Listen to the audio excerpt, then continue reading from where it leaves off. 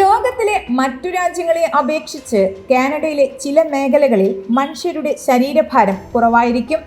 ഇതിനു കാരണം ഈ മേഖലകളിലെ കുറഞ്ഞ ഗുരുത്വാകർഷണമാണ്.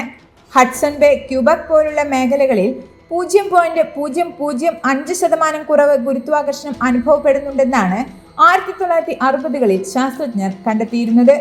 എന്തുകൊണ്ടാണ് ഈ മേഖലകളിൽ ഗുരുത്വാകർഷണം കുറയുന്നു എന്നതിന് ശാസ്ത്രജ്ഞർ ചില നിഗമനങ്ങളിൽ എത്തിയിരുന്നു. അതിലൊന്ന്, ഏകദേശം 20,000 വർഷങ്ങൾക്ക് മുൻപ് വലിയ ലോറന്റൈഡ് ഐസ് ഷീറ്റ് വടക്കേ അമേരിക്കൻ ഭൂഖണ്ഡത്തെ മൂടുകയും ചില സ്ഥലങ്ങളിൽ 3 കിലോമീറ്ററിൽ കൂടുതൽ കട്ടിയുള്ള ഹിമത്തിന്റെ ഭാരം ഭൂമിയുടെ മേൽഭാഗത്തെ പുറന്തോടിനെ താഴേക്ക് തള്ളിവിടുകയും ചെയ്തു. ഹഡ്സൺ ബേ, ക്യൂബക് എന്നീ മേഖലകളിലാണ് ഐസ് ഷീറ്റ് കൊണ്ട് മൂടിയിരുന്നത്.